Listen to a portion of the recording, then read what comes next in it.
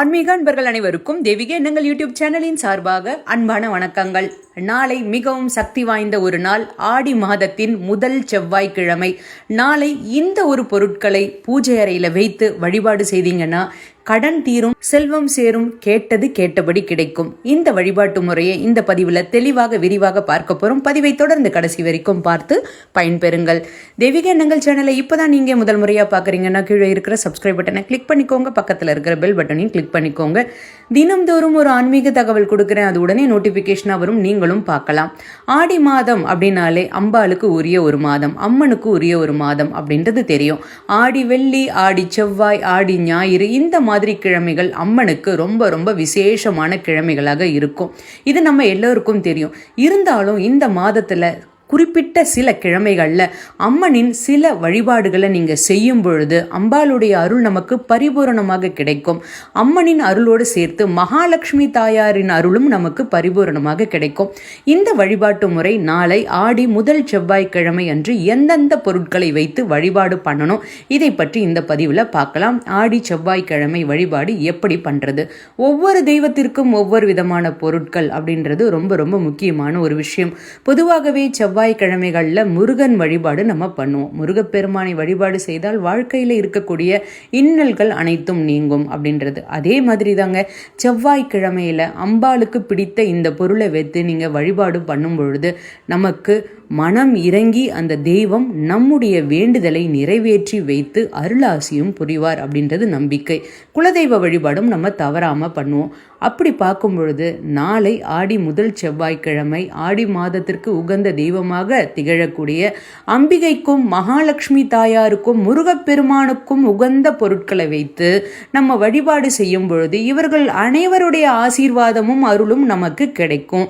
இவர்களுடைய அருளை நமக்கு பெற்றால் பணவரவு அதிகரிக்கும், கடன் சுமை தீரும், மங்களகரமான வாழ்க்கையும் நமக்கு அமையும். பொதுவாகவே அம்மனுக்கு மிகவும் பிடித்தமான பொருளாக இருக்கக்கூடியது இனிப்பு பொருள் தான். ஆடி மாதத்துல நம்ம அருகில் இருக்கக்கூடிய அம்மன் கோவிலுக்கு சென்று நம்ம என்ன பண்ணுவோம், பொதுவாகவே ஆடி மாசத்துல சக்கரை பொங்கல் வைத்து வழிபாடு பண்ணுவாங்க. அங்க வரக்கூடிய பக்தர்களுக்கு பிரசாதமாக கொடுத்தும் வழிபாடு பண்ணுவாங்க. அம்மனுக்கு சர்க்கரை பொங்கல் ரொம்பவும் பிடிக்கும் அப்படின்றதுனால இந்த வழிபாட்டு முறையை அனைவரும் செய்வாங்க. அதே மாதிரி கூழ்வார்த்தல் திருவிழா எல்லா ஆலயங்கள்லையும் நடைபெறும். இந்த கூழ்வார்த்தல் அப்படின்றது அம்மனுடைய இந்த ஆலயங்களில் நடைபெறும் பொழுது அனைவருக்கும் வயிறு குளிர இந்த ஒரு விஷயத்தை பண்ணும் பொழுது அம்பாளுடைய மனமும் குளிரும். அதனால மனமிறங்கி நம்முடைய வேண்டுதலை அவள் வாரி வழங்குவாள் அப்படின்றது தான் நிதர்சனமான உண்மை. அம்பிகைக்கு மட்டும் பிடித்தமான பொருள் கிடையாது, மகாலட்சுமி தாயாருக்கும் பிடித்தமாக பொருளாக இருக்கக்கூடியது சர்க்கரை பொங்கல். அதனால நாளைக்கு சர்க்கரை பொங்கல் செய்யும் பொழுது வெல்லத்தை சேர்ப்பதற்கு பதிலாக வெல்லத்தையும் சேர்க்கலாம், கற்கண்டையும் சேர்த்து கற்கண்டு பொங்கலாக செய்யும் பொழுது அது மகாலட்சுமி தாயாருக்கு உகந்த பிரசாதமாக இருக்கும். அடுத்தது முருகப்பெருமானுக்கு பாசிப்பருப்பு அப்படின்றது ரொம்ப ரொம்ப பிடித்தமான ஒரு பொருள். சர்க்கரை பொங்கலில் நம்ம பாசிப்பருப்பையும் சேர்த்து நம்ம செய்யும் பொழுது முருகனுக்கு பிடித்தமான நெய்வேத்தியமாக இது இருக்குது. அதனால் செவ்வாய்க்கிழமை அன்னைக்கு நம்ம நாளைக்கு காலையிலேயே பூஜை அறையை நல்லா அலங்காரம் பண்ணிக்கோங்க. முருகன் படத்திற்கு பூவெல்லாம் வைத்து வழிபாடு பண்ணுங்க.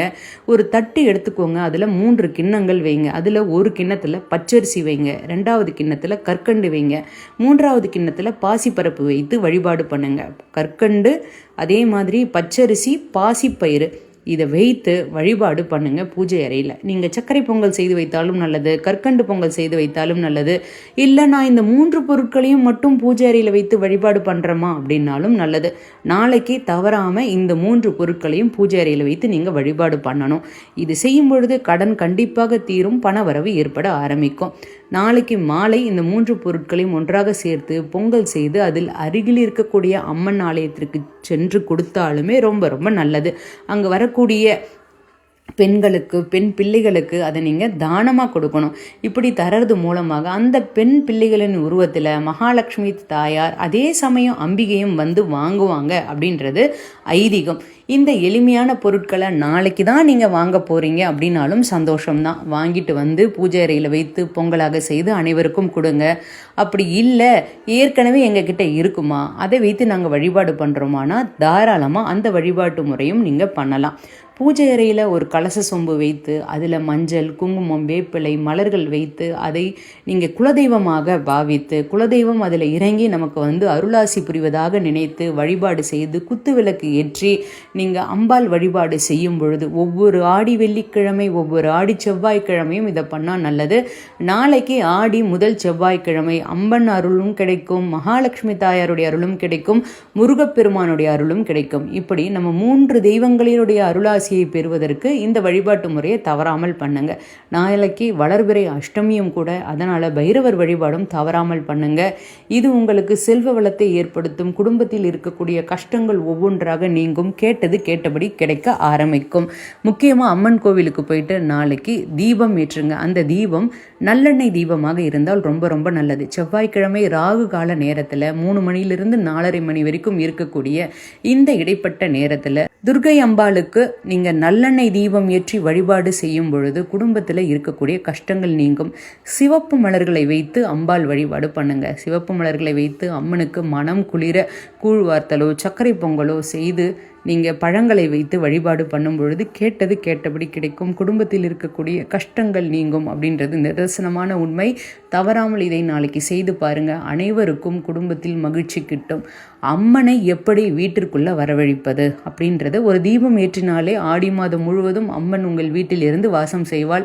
குலதெய்வம் உங்கள் வீட்டில் இருந்து வாசம் செய்யும். அதனால் அந்த தீபம் என்ன அப்படின்றத நம்ம ஏற்கனவே சேனலில் பதிவுகள் கொடுத்துருக்கோம். அதையும் நீங்கள் பார்க்கலன்னா பாருங்கள். ஒவ்வொரு செவ்வாய்க்கிழமையும் முருகனுக்கு ஏற்றக்கூடிய தீபத்தை பற்றி, போடக்கூடிய கோலத்தை பற்றி நிறைய தடவை நான் உங்களுக்கு பதிவுகள் கொடுத்துருக்கேன். அதை இது வரைக்கும் பார்க்கலன்னா பாருங்கள். இன்ஸ்டாகிராமில் தெய்வீக எண்ணங்கள் சேனலை நீங்கள் ஃபாலோ பண்ணிக்கிட்டிங்கன்னா தினம்தோறும் நித்திய பூஜைகள், அபிஷேகங்கள் அதை பற்றியும் உங்களுக்கு தகவல்கள் கொடுப்பேன்.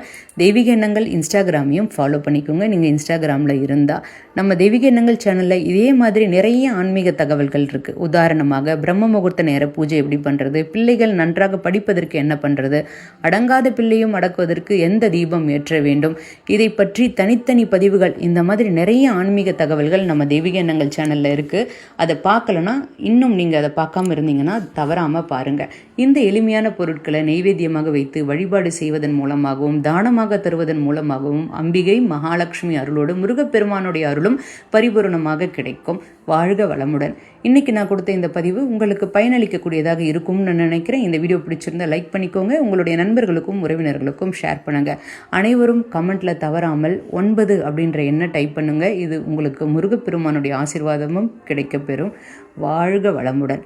இன்றைக்கி நான் கொடுத்த இந்த பதிவு உங்களுக்கு பயனளிக்கக்கூடியதாக இருக்கும்னு நான் நினைக்கிறேன். இந்த வீடியோ பிடிச்சிருந்தா லைக் பண்ணிவிட்டு உங்களுடைய நண்பர்களுக்கும் ஷேர் பண்ணுங்கள். இன்னும் நீங்கள் சப்ஸ்கிரைப் பண்ணலன்னா தவறாமல் சப்ஸ்கிரைப் பண்ணிக்கோங்க.